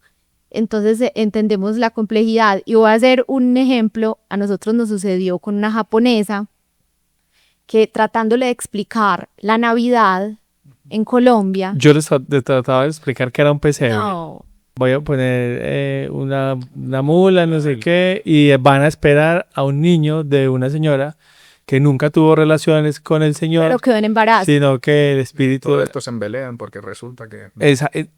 explicarlo eso en japonés, me miraba como, ¿de qué estás- me está estás hablando? loco? Y nos miraba como, Y eso un poco, a veces nosotros juzgamos mucho como lo otro. A mí me pasó cuando fui a India y tuve amigos hindúes y me trataban de explicar como lo de Shiva y Ganesha y le cortaban la cabeza y cabeza de elefante. mucho Y más yo, complejo. y yo decía, pues esa gente que se fumaron, que consumieron en ese momento. Claro, y cuando pienso que nosotros tenemos también una narración de que el Espíritu Santo bajó, embarazó a una señora y dije, bueno, tampoco es tan alocado. Bueno, son interpretaciones también, pero creo que vale la pena aclararlo porque seguramente mucha gente ni se entera. Luis, vos sos una persona de academia también, Sí. muy europeo como Sí. nos lo mencionaste. Hay muchos muy respetuosos y muy sensibles con las prácticas de otros lados, pero muchos que dicen, esto es mierda, ¿qué está pasando?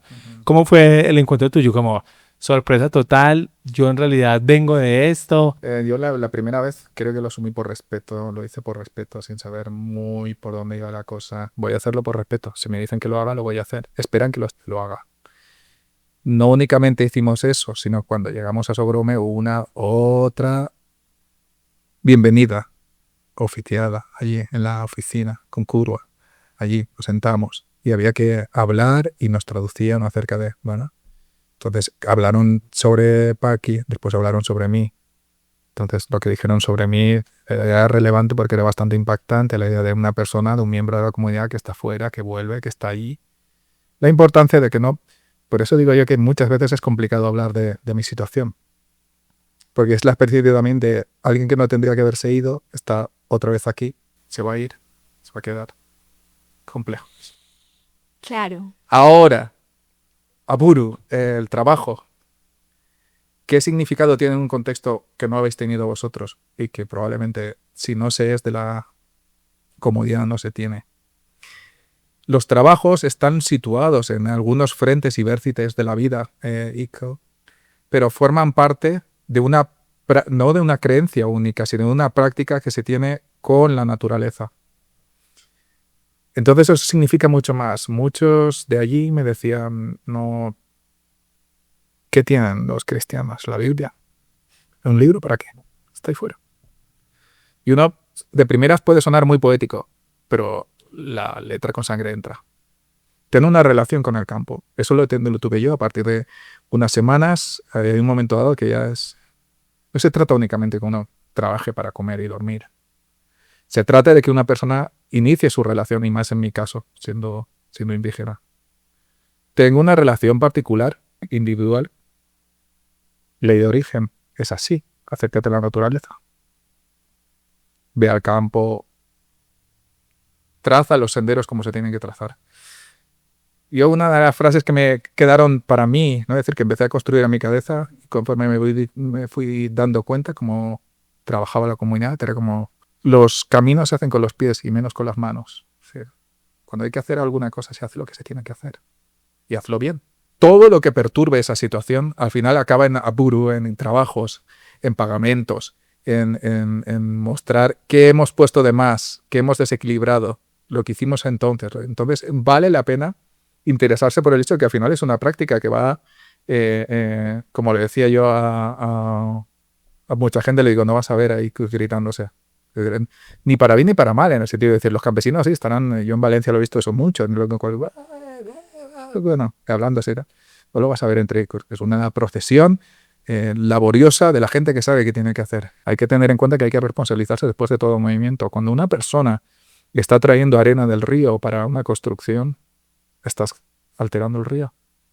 Estás moviendo piedras. Probablemente había animales allí, se han movido. Ya no vuelven al agua. ¿Por qué? Porque estás tú allí. Los trabajos que acaban haciendo ese reconocimiento, esa Biblia escrita, piensa en lo que hacen los animales. Piensa en lo que hacen. Todos saben compartir, pero es el único que hace cambios. Los humanos somos los únicos que venimos sin haber aprendido la gran lección que tiene, o que tenemos la gran lección. El mamo intermedia en todas esas cosas, es decir, esto está por aquí, esto por ahí, esto por ahí. Pero a ti te empezó, Luis, a parecer todo eso como muy coherente. A mí sí, hay formas IQ de acercarte al campo. Entonces, me acuerdo la última vez, bueno, con un hijo de Basilio, que un sobrino mío, haberme ido al guineo a cortar, bueno, de vez en cuando en la casa que falta guineo, y os vais a cortar guineo, mirad a ver si hay guineo, ¿ven? Y me fui con él y bueno, estás cargando los sacos. Hay otra cosa que había acostumbrarme a mí, a cargar sacos y ir por las laderas por ahí. Entonces hay un momento dado que vi yo y que quedaba uno, me dijo, no, que ese se queda, ese guineo se queda. Eso es para que en el futuro haya. Eso se lo enseñan a los niños de pequeños. Eso es una relación ya sobre el equilibrio que existe entre llevarse y quedar algo para el futuro. O llevarse algo y que quede donde tiene que quedar. O sea, es muy complejo en realidad. Yo ahí no llego. Por ejemplo, plantando yuca en las raíces, escupir a la raíz y para plantarla. Hay un momento dado que dices, será por... Pero hay un momento que dices, no tiene sentido. Será la primera lluvia. Y entonces estaba un sobrino mío y me dijo, no es tradición. Los mayores lo dicen. Y uno se acostumbra a esas cosas. Y así podría salpicarlo todo. Es como cortar leña para llevar a casa. Ya sabéis que eso es una cosa que yo al principio pensaba cuando íbamos a cortar leña y no era muy bueno en eso. Decía, ya bueno, aquí llevan un montón de madera. Esto es como para un mes. No. Menos de una semana ya hay que ir otra vez. Entonces es una práctica que se dice continuamente. Si uno va a trabajar al campo y corta leña y trae con leña, bienvenido sea. Si alguien está enfermo y vas a su casa, lleva leña.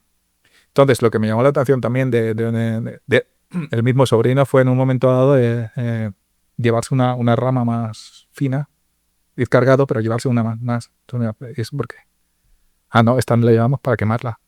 Cuando lleguemos hay que quemar esta. ¿Por qué? ¿No? Bueno, hay una doble idea ahí. Quemas esa, el espíritu de la leña no vuelve. Y en el futuro es buena aventura de que vas a encontrar más leñas. Va confeccionando el cerebro y uno se va convirtiendo en una persona laboriosa. La idea básica también que yo encuentro dentro del pensamiento IC es decir, responsabilízate absolutamente desde el momento en que pones el pie fuera.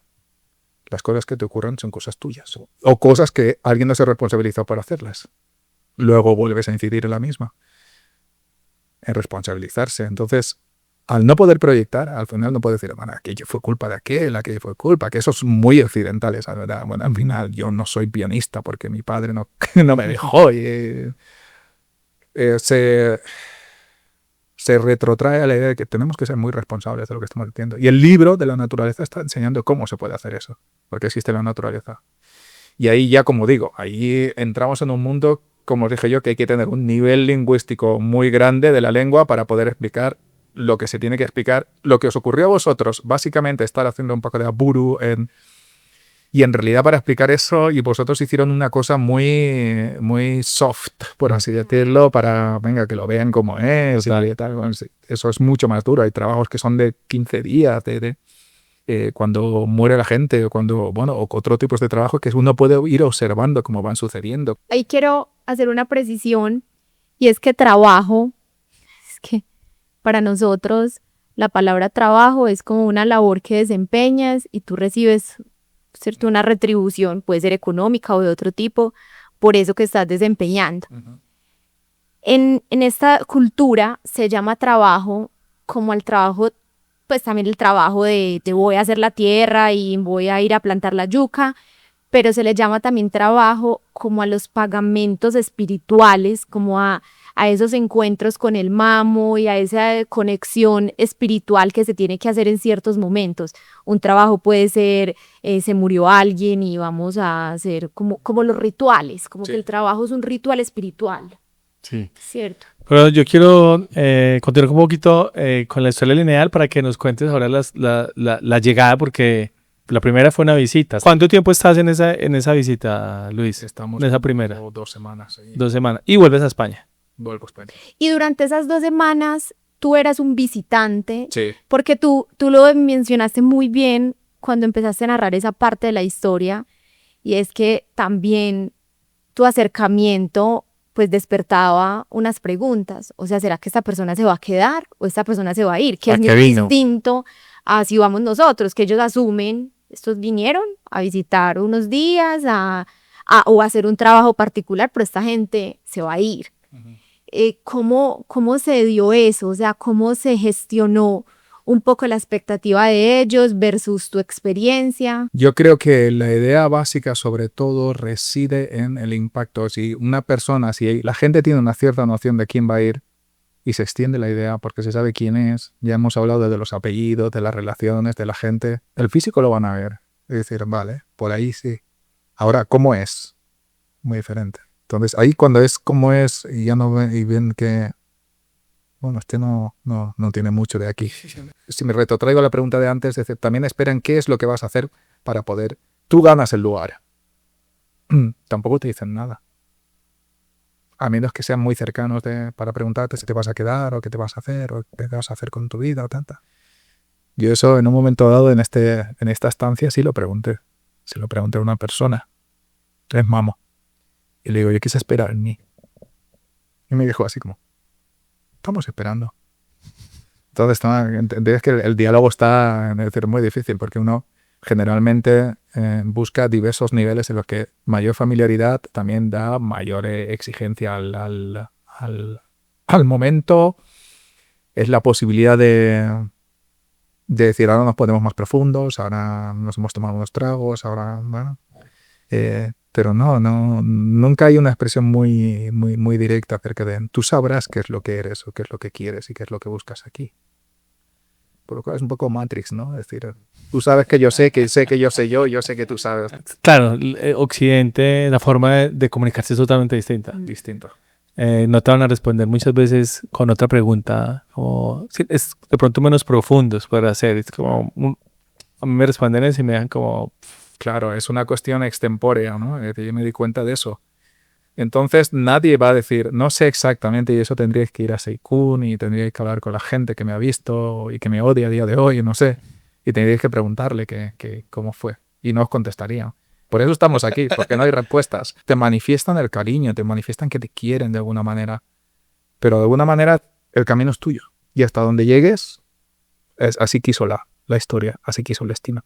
Y todo esto estoy barrundándolo yo, por favor, nadie piense que estoy haciendo una aproximación al pensamiento muy, no. Es decir, todo esto lo he ido arañando yo y me he ido dando cuenta, sobre todo a base de errores, de muchos errores, de cometer muchos errores, de estar en contacto con ellos, de saber cuándo callan, cuándo se evitan la situación. Volvamos como a la línea de tiempo.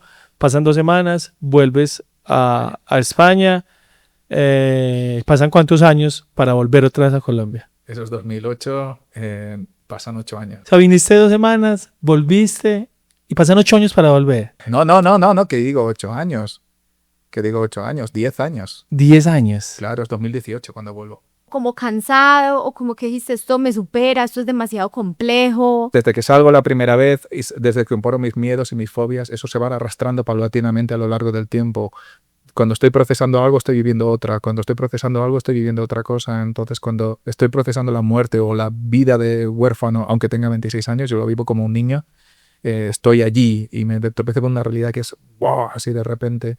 Estoy en un lugar donde la que llama la atención es Paqui, no yo. Es decir, cuando fui en el último viaje con mi ex esposa, le decía yo, ¿qué se siente ahora? La rara eres tú, ¿no? Es decir, Sí.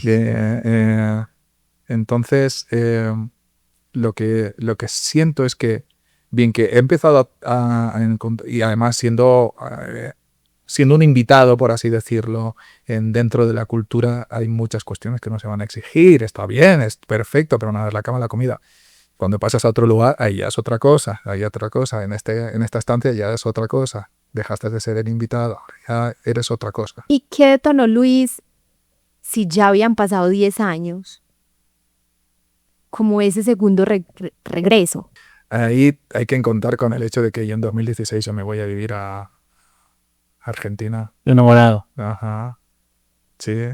Entonces, yo me voy el 2016 allí y, bueno, me caso. A Argentina. Argentina, Mendoza. Mendoza. Me caso y, bueno, en 2018 es cuando decidimos hacer la luna de miel.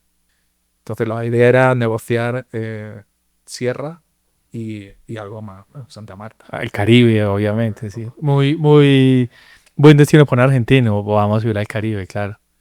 Entonces, la primera semana vamos a la sierra y vamos a Donachuy. Donachuy queda por debajo de Sogrome. Nosotros estuvimos en Seikún. ¿Qué tan lejos es Seikún? Sogrome, Donachuy es el otro lado. Está lejos. La idea está en que en ese viaje eso fue mucho más accidentado en ese sentido, que hubo muchos equívocos, muchos caminos culturales no resueltos y ya empieza a flotar el aroma de qué es, dónde estoy yo, qué es quién soy yo o en qué participo o en qué me identifico. Aquí no hago un descargo de nadie, ni creo que cada cual actúa en un momento dado debido a las circunstancias que vive, su pasado, la experiencia que tenga. Entonces, pero sí, estábamos muy desequilibrados. El viaje aquel, pues es distinto calado. Llegar yo allí, mi ex esposa allí, lo vemos de manera distinta. Voy junto con ella, entonces salgo junto con ella. Somos una pareja. ¿Cuánto tiempo es esa visita? Eso es 2018, una semana escasa, porque incluso nos vamos antes de lo que pensábamos. ¿Bajan a Mendoza otra vez? Sí. Te mudas a Mendoza, en realidad. Empiezas a hacer tu vida Ajá. en Mendoza. ¿Cuánto tiempo vives en Mendoza? Yo hasta el 2023. Estamos en 2016 hasta el 2023. Mucho. 7 años clavados. Es decir, yo me voy en noviembre de España, 2016, y llego y me voy de Mendoza el 2023 en diciembre. Una ruptura amorosa y decides a dónde voy. 10 de diciembre del 2023, cuando me voy de allí. Y terminas en la sierra. Sí. Termino primero en Valledupar, Sí. pero digamos que Valledupar no es un lugar donde quedarse. No tiene nada. Lo siento decir esto, pero no es una curiosidad viva que tengo yo por Colombia o por locos. No, está bien. Si tengo que ir a algún lugar, tengo que ir donde esté la gente, donde esté la cultura. Eso tiene sentido para... Es decir, tiene un sentido especial. Es decir, si voy es por esto. Eso sí que lo impulsó en su momento dado. Es decir, si voy es por eso. Que no quiero... Está bien, Valledupar está bien, Bogotá está muy bien, lo que quieras, pero Colombia tiene ese vector. Y como nadie te esperaba, ¿cómo toca uno la puerta en la montaña? Vas entrando a la comunidad, llegar tampoco es tan sencillo, es como para un taxi y timbro, Bueno, ya sabéis cómo se llega allí, con coches, Sí. con carros, ¿no? con un carro particular, no es cualquier carro. Un Sí. carro que hay que alquilar y Sí, sí, uno sí. sube con los 3 o 4 que van subiendo. A veces son otros indígenas, a veces son visitas, pero bueno, visitas que van a Villa Germania o cosas así, ¿no? Es decir, entonces yo llego allí después de 2 o 3 visitas que hago así intermitentes, pero cuando yo llego ya sé y me aterrizo cuál va a ser mi realidad con lo que es. Es decir, una persona no llega y está independiente. Nada, jamás, jamás está en contacto, está dentro de una familia. Su razón de tener un lugar particular es porque tiene un lugar ya de adulto, maduro, que forma una familia, que tiene unas tierras, que sabe lo que tiene que hacer, etcétera, etcétera. Sobre todo en mi situación, que yo creo que es muy única en ese sentido. Es decir, alguien que venga, que naciese en la comunidad, pero que vuelva después de tantos años, ¿y qué lugar tiene esta? ¿Quién lo Entonces, recibe? ¿Dónde lo ¿Dónde acomodamos? la reciben? Bueno, en casa de un hermano. ¿Y qué más? ¿Qué puede hacer? ¿Qué puede realizar? Yo creo que inicialmente sí hay una especie de, bueno, con él sucede esto, le sucedió esto, lo otro. Pero no hay una familiarización, no hay sentarse, no hay hablarlo, no hay nada de esto. Es decir, bueno, no sé cómo nos vamos y nos tomamos unas copas. ¿Qué pasó con Nadal y qué ocurrió? Fumamos un cigarro, ¿no? Diciendo, ay, y esto y lo otro, y le damos vueltas y nos acabamos siendo cómplices, ¿no? Y estos son los confidentes, no sino otra cosa, ¿no? Es decir, el que me da un poco la razón a mi narrativa, te voy a contar lo mal que pasó aquí. Pero como no lo tengo, estoy arrojado dentro de la vida de la casa. Y dentro de eso no hay directrices. Directrices que diga yo, Laura, Alejo, me voy a quedar en vuestra casa, vamos a hablar un rato, es decir, voy a estar tanto tiempo, responsabilidades, decidme lo que voy a hacer ahora que soy adulto, es decir, vamos a ver cómo repartir las cosas, gastos, etcétera. Pero eso dentro de allí no es lo mismo. Entonces, yo soy siempre he sido tipo de agenda y milímetros. Pero como no sucede eso, tengo que acostumbrarme de cero a todo. Y sobre todo a la vivencia. No tengo hijos. No me gustan los niños. Puedo convivir, etcétera. Pero siempre he mantenido lejos esa situación. Pero de repente estás rodeado de gente joven. ¿Ah? Eso significa que es malo o bueno. Simplemente son las situaciones. Y te han recibido en una casa donde te van a dar comida y te van a dar techo. Ojo. Entonces, para mí, son muchas las cosas que han cambiado. Ya no tengo 45 años con Bundayer. Ahora tengo que probar que los tengo. Entonces, ¿qué tengo? ¿10, 11, 12? ¿Qué eres capaz de hacer en el campo? ¿Qué eres capaz de hacer por ti? En términos que valgan aquí la pena, en este lugar. No de lo que sepas. Sí, muy matemático, filósofo, aquí no aplica mucho. Aquí no aplican. Pero también yo llegaba en shock. Me estoy acordando de la primera vez que tuve una charla más o menos entre todos. Pero creo que no se desajustó fácil. Muy, muy, muy al inicio se desajustó y es como yo soy esta rueda, ellos son esta rueda y a ver si y vamos y otra vez, ¿no? Es decir, es las circunstancias humanas de poner, hacer un experimento social, es decir, el de recuperar algo por familia, que sea por sangre. Luis, aparte de la gigantesca diferencia cultural que determina lo que somos prácticamente, ¿cómo era el tema de la comunicación? Porque yo siento que hay una brecha un poco ahí entre que de pronto los mamos, no, el castellano no es el más fluido, también la forma de los recursos de las metáforas son diferentes, tu español, con tu acento españolete, las palabras, después de venir de Mendoza también, ¿crees que había una brecha y que lo hacía un poco más difícil también? Cuando estaba en Mendoza estaba estudiando japonés y bueno, y muy interesado por la cultura japonesa. Yo lo he citado varias veces en la idea de decir, ¿cómo es la idea de aprender una lengua, pero aprender cómo utilizarla? ¿Qué decir, qué no decir? Entonces, yo me he visto atrapado muchas veces en cosas de decir, ¿cómo ha surgido esto? ¿Cómo ha surgido esta interpretación? ¿Quién ha dicho qué? ¿Quién ha dicho que yo he dicho?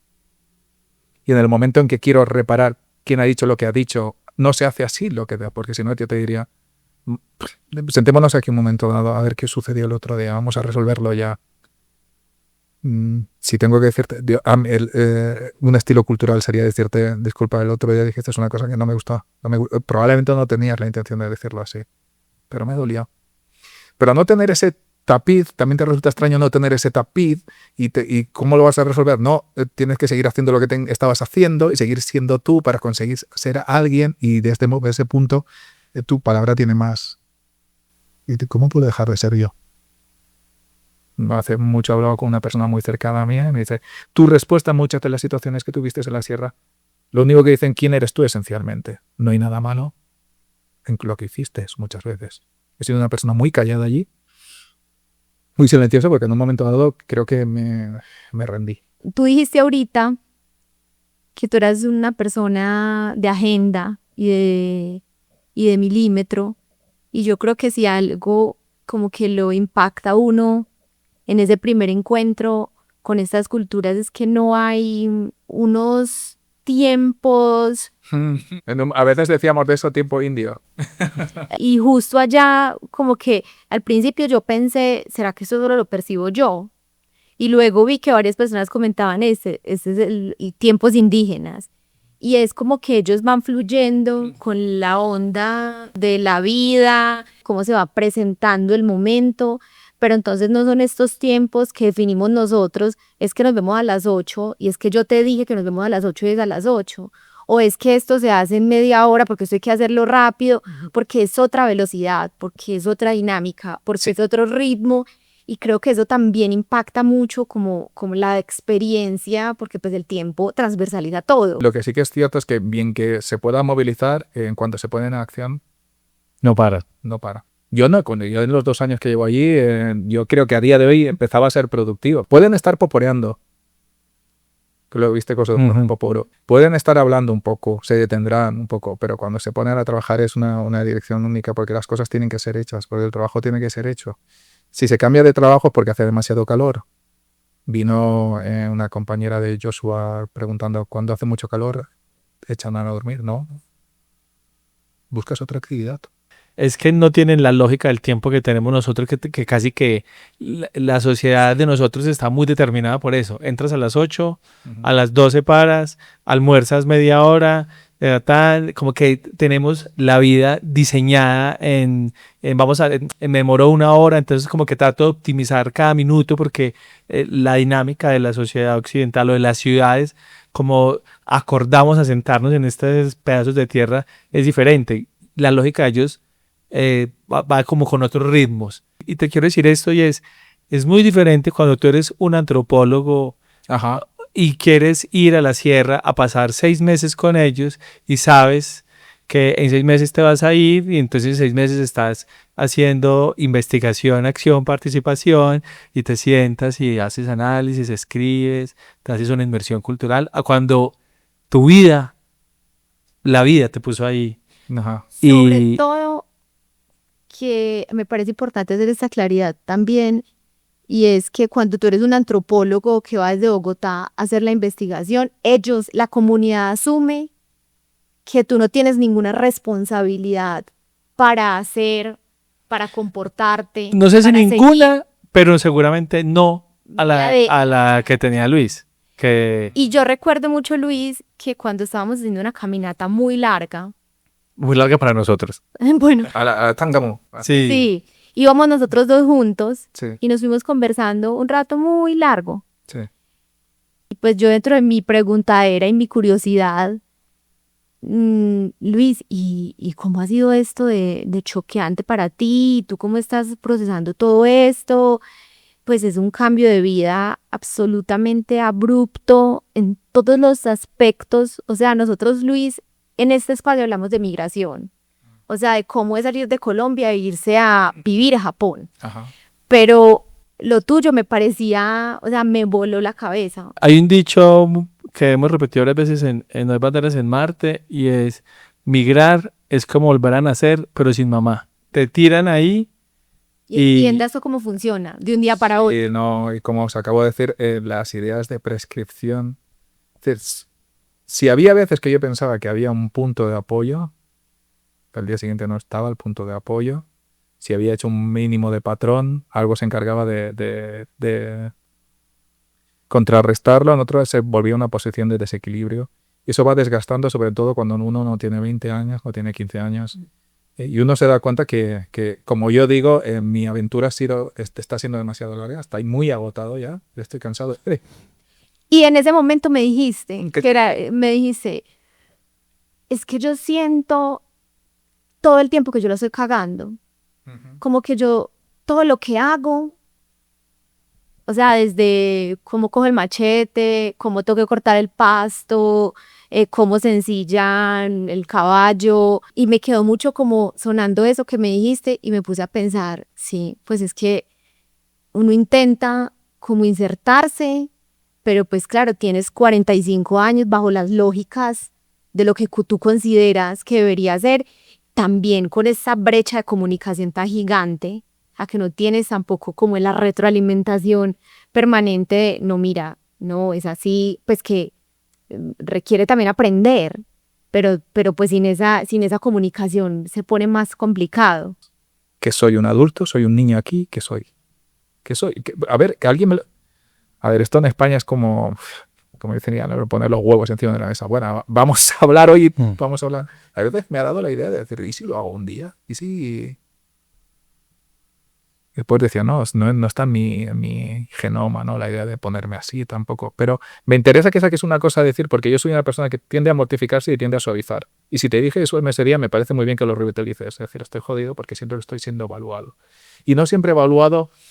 Vuelvo al modelo japonés, la persona de arriba va a ser la más simpática contigo, pero los que son más por debajo, los que dan todos por debajo dentro de una estructura familiar, social, concreta, cada cual la suya, puede que interpreten otro papel. Puede que pretendan ser duros para que aprendas algo importante, pero yo estaba minado ya, en la confianza, estaba cansado, estoy cansado. Se me fui en silencio y estaba cansado, estoy cansado. Puede que haya cubierto todo este trecho a base de equivocaciones. He sido yo el que ha precipitado toda esta situación. A base de errores que he ido arrastrando. ¿Hace cuánto te viniste? 2 semanas. Hace 2 semanas estás en Bogotá. Saliste directo de allá para acá. Pasé una noche en Valledupar. El día siguiente el autobús para aquí. De todo en silencio, todo en solitario. ¿No avisaste? Sí, pero no. Y esto lo van a saber leer la gente que lo sepa leer. Sí, pero no. Me voy. Voy a salir de la sierra. Miré este día. Miré hasta ahora. No pasan coches. No pasan carros. Tendré que bajar en una moto. Mañana a la madrugada. Yo me levanté. Un sobrino mío me dijo, bueno tío. Tegue en Nica. Yo me acompaño. Estaba lloviendo. Era de noche. 3 de la madrugada, 3:20. Yo le pasé una de las mochilas, de los. Yo me puse los otros y lo único que recuerdo es caminar, o sea, lloviendo y nuestros pasos. Y no creo que es tan diferente a como me fui la primera vez. Simplemente yo hice lo que tenía que hacer. Ya estaba cansado, estaba agotado. Necesito tener 46 años. Necesito darme cuenta. Creo que durante mucho tiempo de mi vida no me he dado cuenta de las responsabilidades de tener la edad que tenía. Y yo pensaba, sí, soy muy joven, muy aventurero y quizá pueda sobrevivir a cualquier cosa, pero ahora ya, es decir, es como la gente, no me siento viejo, pero sí me siento que decir, este nivel de aventura me parece que ya demasiado. Entonces, hay que reconocer que fue así. Entonces yo, en esa madrugada, la última persona que vi fue mi sobrino, que se despidió de mí. Y allí me subí al carro a Valledupar. El primer día fue horrible en Valledupar, porque estaba como muy desolado en el sentido, estoy solo, decir estoy solo. Bueno, pues me duermo un rato y hasta que se me pase eso. Porque acabé en una pensión allí, o sea, la noche, y el día siguiente salía el autobús. Y en ese momento me dije, bueno, ya está, es que es lo que estaba pensando yo, es lo que había decidido hacer yo, había que salir. Tengo gente en Bogotá, hay gente que me está esperando, hay gente que... Pero hay que entender que lo que hemos dicho, no únicamente uno se va a un lugar. Si ya tuve un shock muy brutal en Mendoza, el de aquí fue mucho más. Es decir, no sé, no, es como en un momento dado dije yo, no, lo dije antes y parece que suene mal, pero yo en un momento dado me rendí, en enero, febrero me rendí. Me quedo un poco más, aprendo más lengua, quizá reforzamos desde algún lugar el hecho de que ellos tengan un punto de apoyo sobre el que sentirse interesados por mí. No fue posible. No creo que ni los conozcan muy bien, ni ellos me conozcan mucho mejor a mí. Es duro eso. Sobre todo cuando en cierta edad ya dice eso. Me valen las situaciones que me proporcionan un alimento que yo note perceptible. No sé, no es tanta la paja, no es tanto el movimiento es decir, que de joven puedes pedir 100.000 cosas, pero estás esperando que las cosas sean significativas de alguna manera. Y yo, como decía, después de todo, es lo que le decía a la gente. Digo, yo, dentro de lo que cabe, puedo haber mejorado en el campo, pero nunca voy a ser, no soy bueno en esto realmente. No te saco el trabajo que te puede sacar cualquier otra persona. En relación a lo que le decías tú, hay veces que sí, hay veces que hay que trabajar y, bueno, eso hay que hacerlo y hay que hacerlo en tanto tiempo. Ahí, hay que ir duro, hay que ir duro.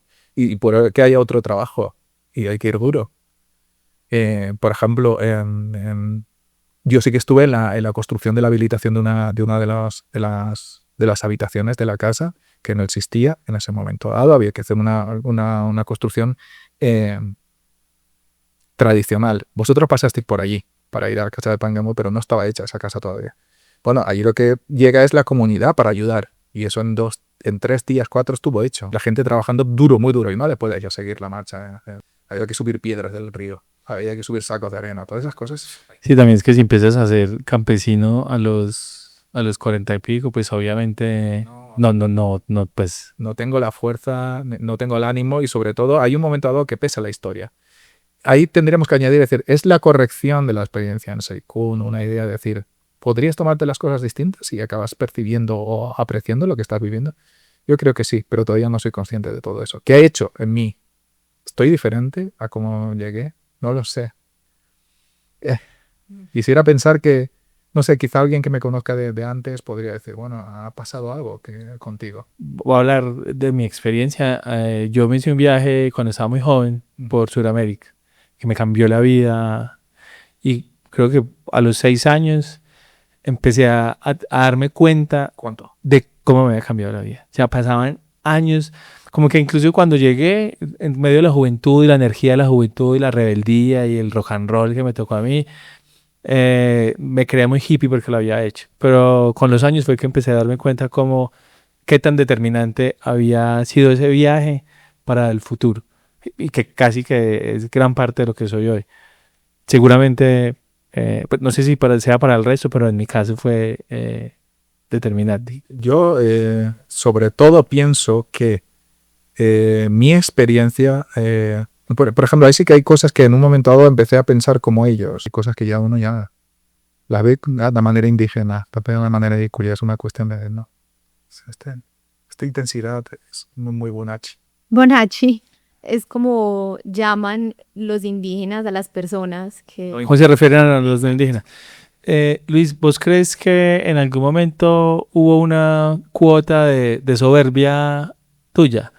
Creo que los europeos son muy soberbios porque casi que la construcción política, filosófica del mundo se ha hecho en base al pensamiento europeo. Sí.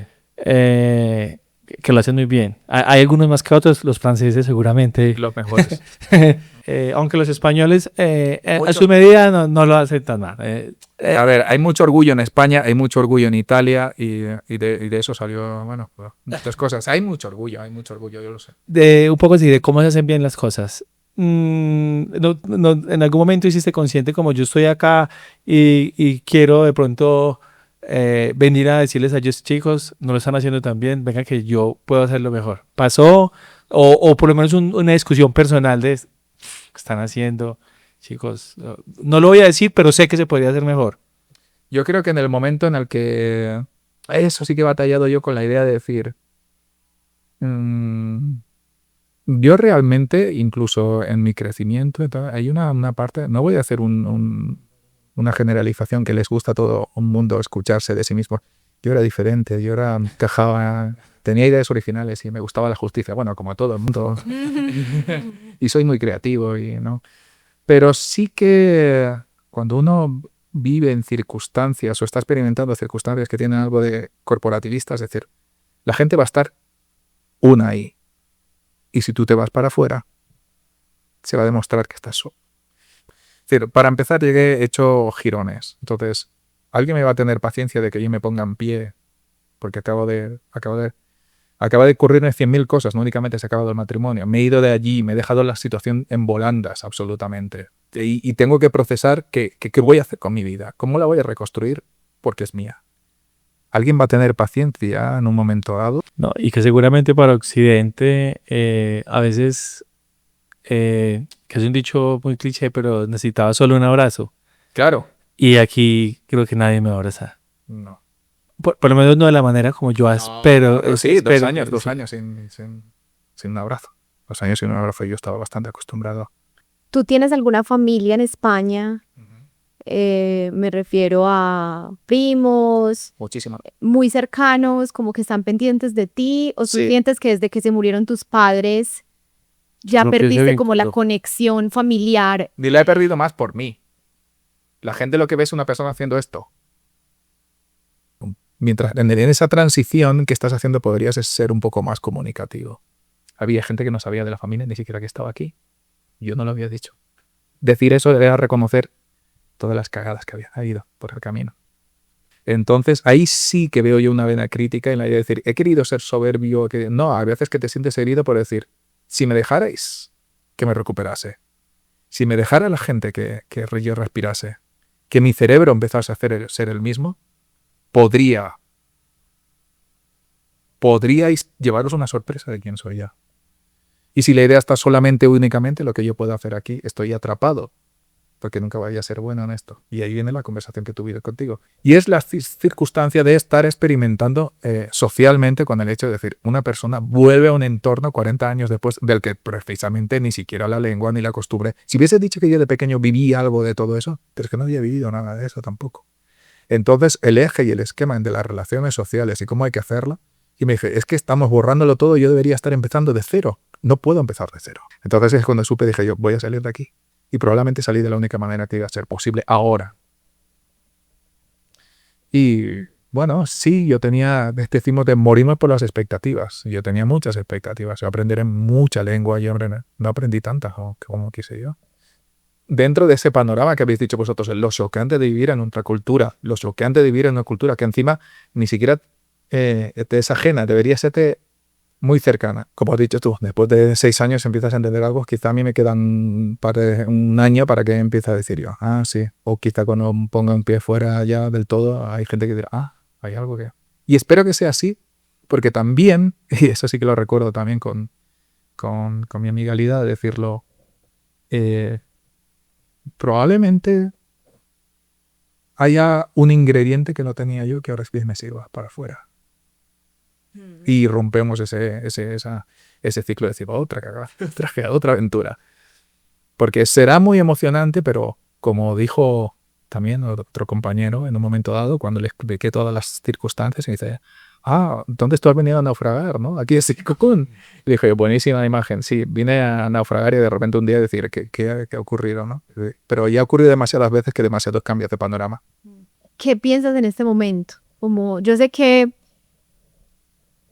estás pasando por una etapa de mucha confusión, Sí. pues es que 2 semanas no es nada, prácticamente estás recién llegado a Bogotá, como un poco procesando. Sobreestimulado con una ciudad que va a 10 millones por hora después de venir de, creo que las partes más Sí. lentas que hay en este país. Pero ¿se te cruza alguna idea en ese momento como del siguiente movimiento? Sí, no. Eso me ha salvado la cabeza mucho a mí en Seikun, es decir, y esto es una cosa que tampoco conocen detalles, así, en una forma de decir, de hablar, los detalles de cómo ha sido todo, qué son mis pensamientos, mis planes, son cosas que hacía yo por la tarde cuando tenía acceso a internet y tenía que ir a hablar con este, con el otro, los apoyos emocionales, los apoyos tácticos, los apoyos profesionales, moverlo todo. Y la necesidad siempre constante de mantener algo en la cabeza, es decir, no no únicamente es el perfil de mi proyecto, únicamente, ¿no? Que dices, necesito hablar con mi primo tal, con mi prima tal, con mi amigo cual, con X amigos que tienen tal profesión, tal cual. Necesito que mi cabeza se mantenga dentro de un eje, alimentándose de lo que tiene alrededor también. Pero es una cosa que he llevado muy en secreto. Nadie me ha preguntado tampoco de vez en cuando, sí, que bueno, sí, porque tengo que ir a hacer esto, quiero hacer el otro, es importante que... Y trabajar, y decir, llevarme con una libreta y con el teléfono y estar allí haciendo todo también, ¿no? Porque es una labor que dices, tengo que estar tan seguro porque aquí no me está apoyando nadie que no esté aquí, que aquí esté aquí, no, que aquí estén afuera, sí. ¿Y qué pueden hacer? Pueden hacer esto ahora mismo. Sí, cuando, como el videojuego, vaya desactivando yo fases y esté en el otro lugar, en Bogotá podemos hacer esto por ti. Allí podemos hacer esto por ti. Pero es también la tortura de decir, no, tengo que tener un eje, pero a partir de ahí estoy a la intemperie. Es decir, no tengo aquí, no. Y no tengo por qué tenerlo tampoco. ¿Por qué te tienen que entender la gente más? ¿Por qué debería haber uno? Ay, sí, bueno. No es el lugar, no es el lugar. Es el lugar, pero quizás no era el momento. Porque yo tengo en la cabeza muchísimas cosas y probablemente, lo decimos, el desembarque aquí se dio en unas condiciones que han sido una prueba. Yo creo que para mí, pero yo creo que también para ellos también. Total, yo quería decir eso y lo estaba guardando para el final, pero sí siento que para ellos también debe ser supremamente difícil entenderte. O sea, esto no es una cosa unidireccional, No. esto van todas las vías. O sea, ellos se deben decir, pero ¿qué pasa con esa persona? No entendemos su forma de actuar, intentamos, pero no. Cierto que obviamente hoy estamos sentados contigo y la historia nos la estás contando tú, Sí. pero seguramente no creo que pudiéramos tener una conversación tan fluida con alguien de la comunidad, pero si nosotros tuviéramos la capacidad de tener la conexión con ellos para comunicarnos, seguramente la versión de ellos es que tampoco te entienden, porque son dos universos Yo soy un imposible, no sé. completamente Y distintos. yo sé dónde están las dificultades conmigo. Y yo creo que hay una corrección que realizar ahí por mi parte. Es decir, yo siempre he dicho, yo te entrego un 15% de mi confianza y te la entrego de corazón. Lo que hagas con ello va a determinar de aquí a unas semanas quién voy a hacer contigo. Ahora no sé si está bien eso.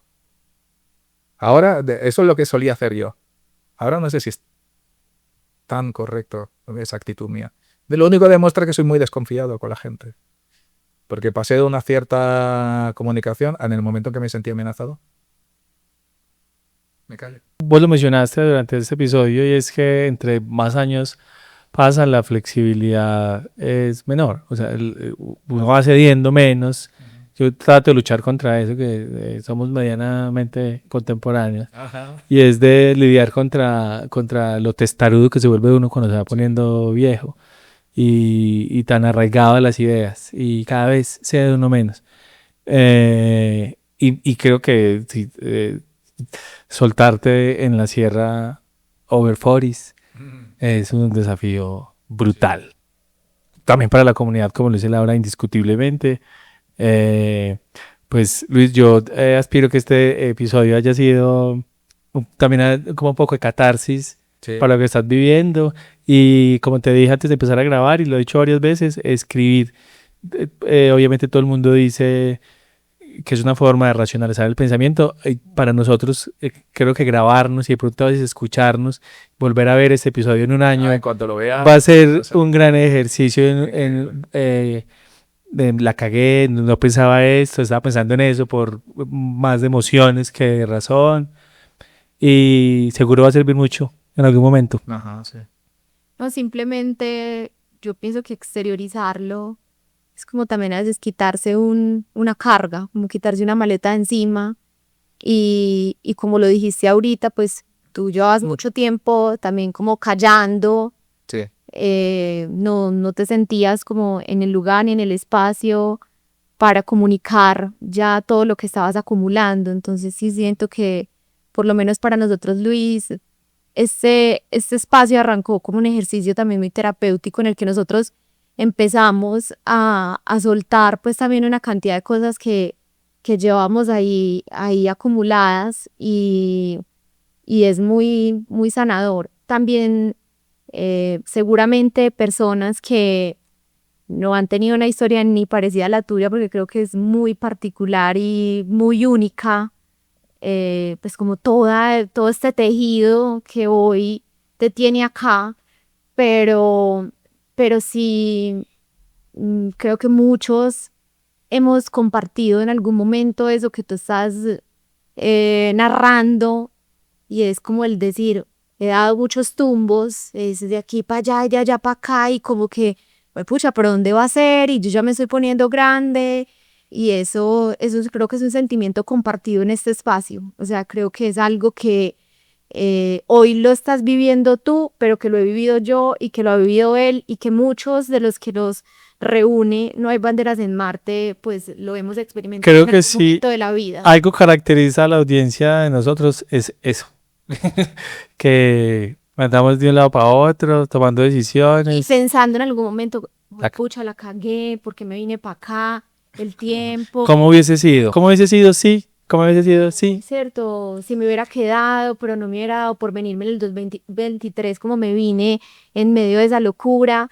Pero lo cierto y lo que yo trato de decirle mucho a la gente y que también me ha servido mucho a mí, es como que hay que reconciliarse un poquito con la historia y con las decisiones que se tomaron en el momento, y ser un poquito más compasivo con uno. Pues ya eso lo hiciste porque en ese momento pensaste que era lo mejor que podías hacer con las herramientas que tenías, y hay que tratar como de respirar, decir, bueno, esto pasó, esto me dejó esto, porque si tampoco hubieras vivido eso, pues no tendrías también seguro muchas cosas que hoy, y que de pronto en este momento no las ves, pero seguramente, como dice Alejo, el tiempo pasa, y cuando uno logra como salirse un poquito y coger perspectiva, entiende que eso que sucedió también tenía como un propósito en la vida de uno. Entonces espero que el tiempo pase y que cada día te llegue como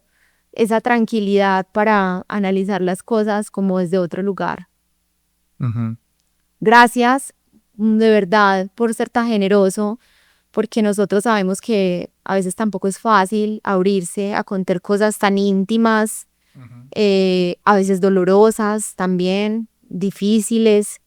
Yo venía como conversando mucho con vos y diciéndote que me gustaría mucho que habláramos de esto, porque me parecía también una cosa muy increíble.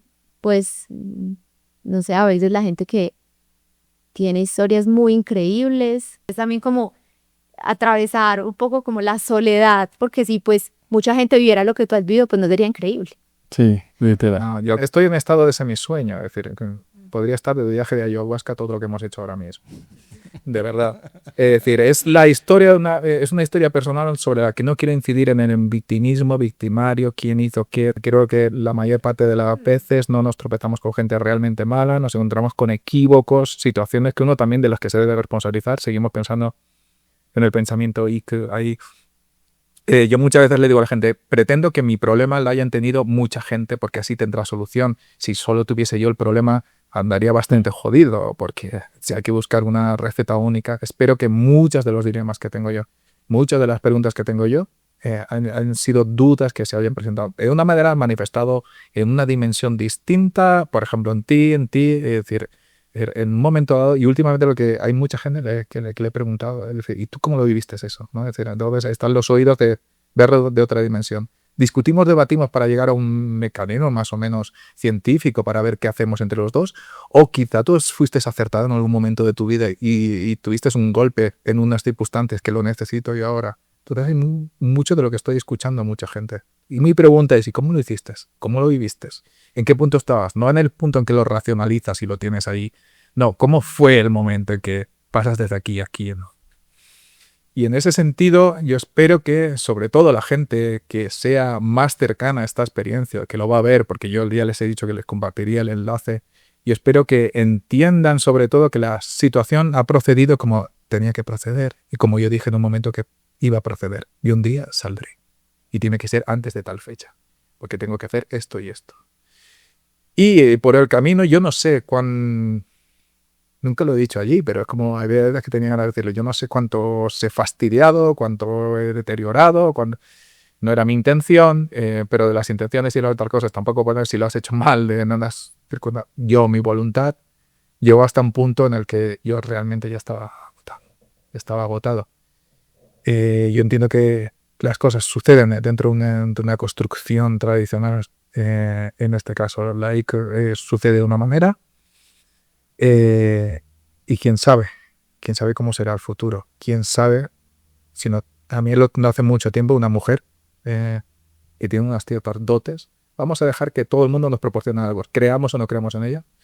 Le conté una cosa y la voy a dejar aquí para que quede grabada también, y cuando de aquí a un tiempo, cuando lo veamos, o sea, yo un día antes de salir de Seikun estaba echado en la cama. Yo tenía el privilegio de tener cama ahí.